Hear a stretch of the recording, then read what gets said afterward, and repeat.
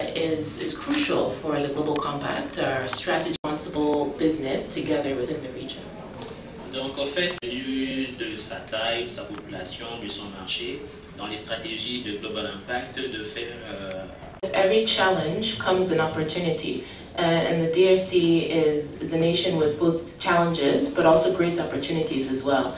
And we hope by establishing a local network and really building the Global Compact in this country, we can work together to address and solve some of those challenges, but then also create even more opportunities for our private sector and for the community in this country. Thank you.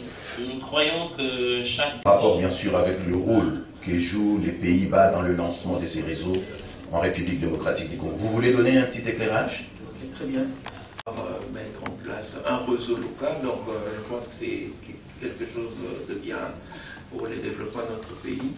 Le rôle de l'ambassade ou du gouvernement néerlandais, c'était d'accompagner et de faciliter ces processus-là. Nous saluons le travail qu'ils ont abattu depuis 2 ans à pouvoir mettre en place ce réseau en intéressant les entreprises et en vulgarisant ces principes.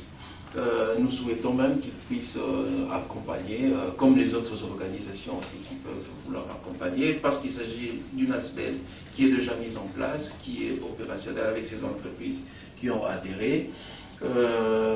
Comme dit tantôt, on veut que l'initiative soit inclusive, on a besoin de l'adhésion de toutes les entreprises parce qu'on veut promouvoir ces valeurs au sein de nos différentes organisations.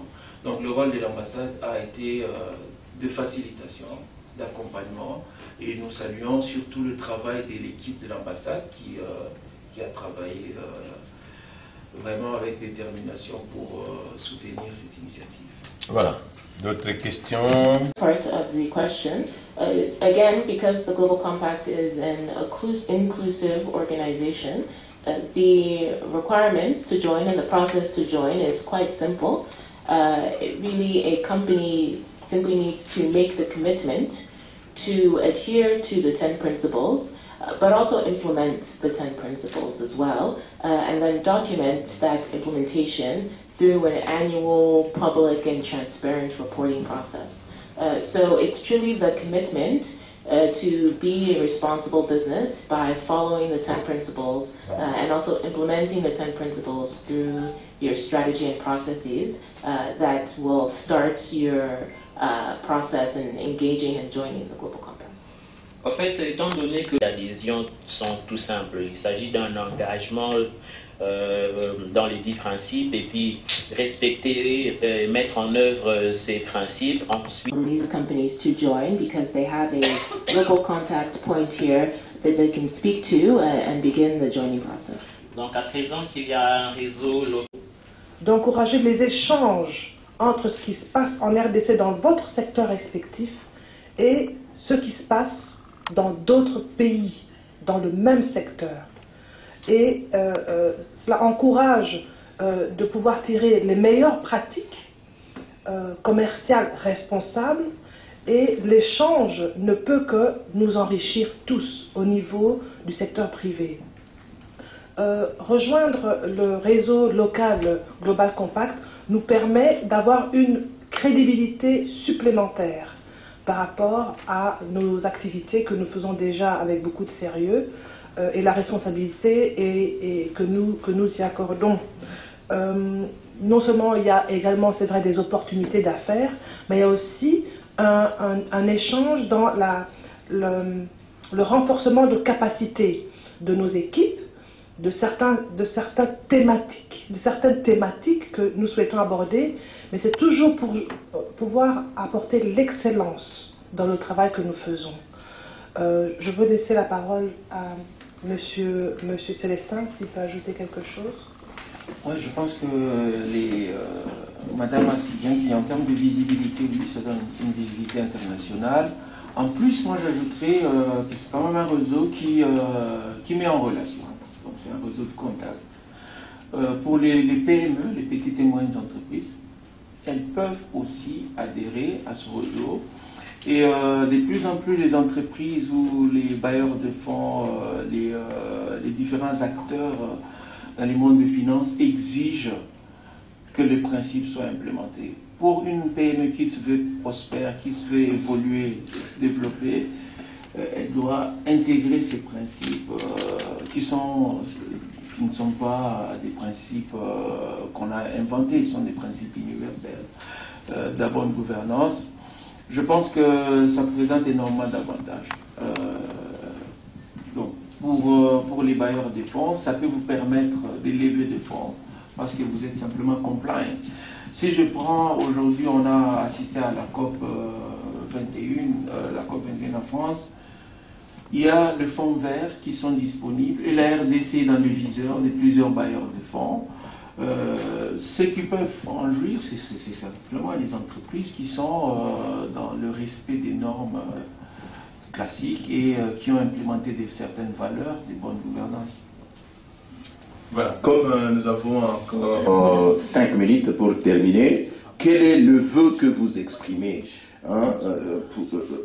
pour les succès, les perspectives que vous connaissant les réalités de la République démocratique du Congo, quelles sont les chances que vous accordez à ces réseaux?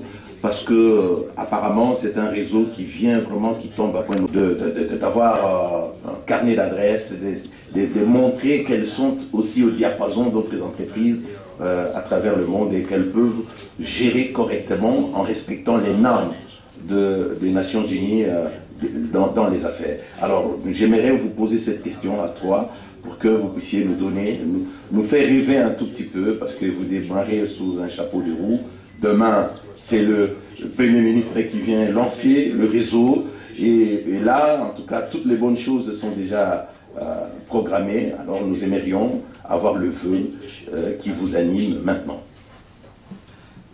Je mets en une phrase mon souhait, mon vœu et mon rêve, et notre rêve. Je pense que nous partageons tous ce rêve-là au niveau du comité, au niveau du conseil d'administration, c'est que en RDC, on puisse remettre les choses à leur place au niveau des entreprises privées, du secteur privé. C'est mettre l'homme, l'être humain, au centre de nos préoccupations.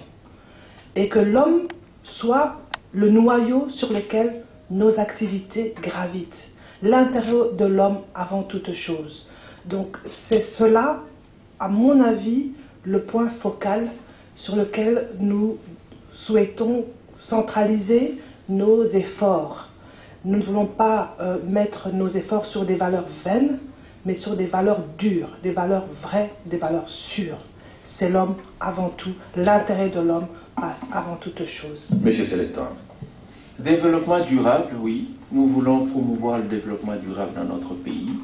Par développement durable, nous entendons l'amélioration des conditions de vie de nos populations. C'est la région, c'est que Mme Monique disait, l'homme au centre, l'amélioration des conditions de nos populations. Et les entreprises peuvent jouer cette partition-là. Pas seulement les entreprises, comme on l'a dit au cours de notre exposé. Il y a plusieurs acteurs qui doivent intervenir, la société civile, les ONG et même les autres entités qui peuvent se greffer dans des partenariats que nous voulons prospères. Donc je comptais vous dire simplement qu'il y a l'empressement.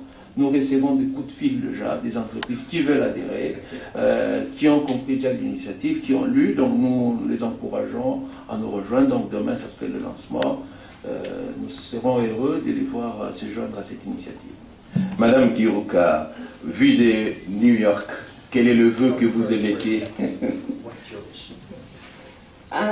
I think the wish, the ultimate goal would be to see the Global Compact grow in the DRC, to have more companies come together to reach a scale that's truly transformative in the way that it can impact the way business is done in the country and the lives of people that are affected by the many companies in this country. Je pense que le rêve To companies looking at ways in which they can make sure that those who typically get left behind, women, vulnerable groups like children, the disabled, the rural poor, how they can improve those people's lives and include those people in their strategies and operations. Je pense que le deuxième rêve serait l'inclusivité. And also inclusivity within Africa. The DRC is strategically placed on the continent, in that it borders so many other countries. And so I think it's important, and a goal I would like to see, my dream for the local network here, is to lead the way in terms of building bridges with responsible businesses and companies in other parts of Africa as well, and fostering interregional collaboration in our great continent. Le Compact RDC trouve sa raison d'être dans le partenariat. Dans le partenariat non seulement avec les autres entreprises du secteur privé, mais surtout avec dans le partenariat avec les autorités publiques, la société civile, les Nations Unies, je parle aussi de la FEC.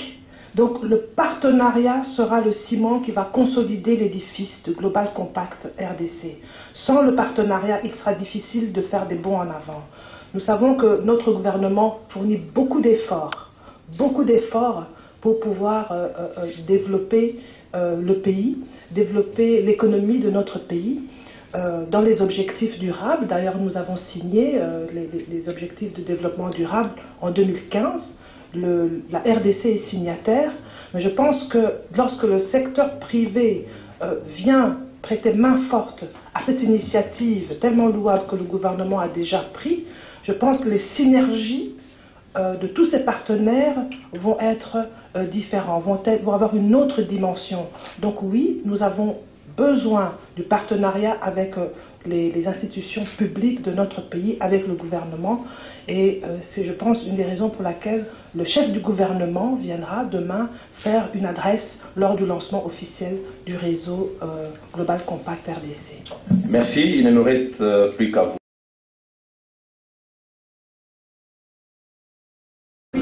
Plusieurs années, c'est simplement, je pense que l'ambassade des Pays-Bas a été un initiateur et un grand facilitateur dans tout le processus.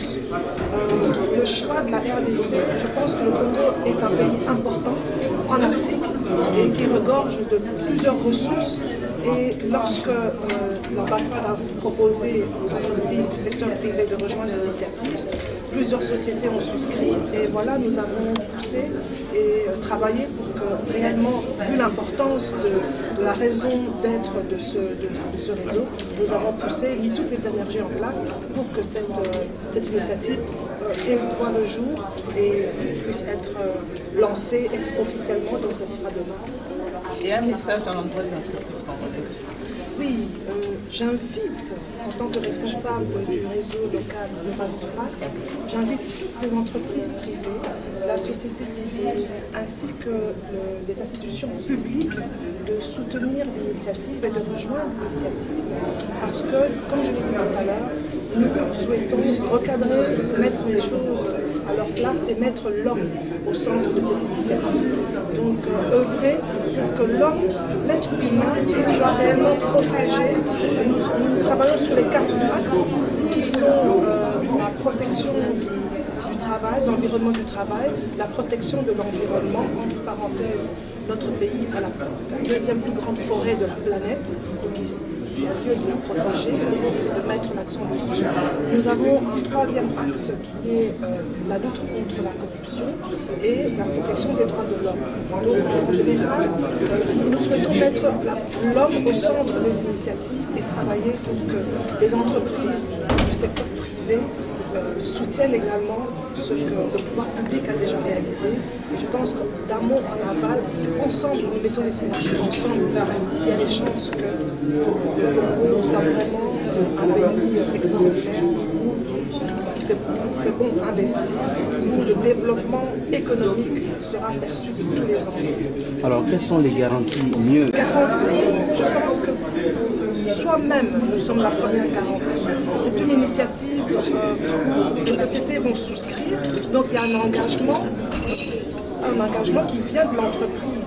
C'est un désir que l'entreprise a manifesté de souscrire, d'adhérer et de pouvoir mettre tout en œuvre pour que les efforts promouvoir les objectifs de développement durable soient perçus.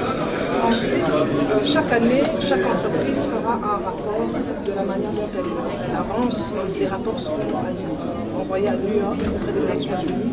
Et je pense que c'est justement, comme je disais, un partenariat, une synergie entre les Nations Unies, la société civile, les entreprises du secteur privé, le pouvoir public, pour ensemble avancer pour que cette planète soit une planète où le code d'éthique, la bonne gouvernance soit respecté et que le Congo soit vu sur le reste de la planète comme étant un pays qui pratique les normes de bonne gouvernance et de code d'éthique.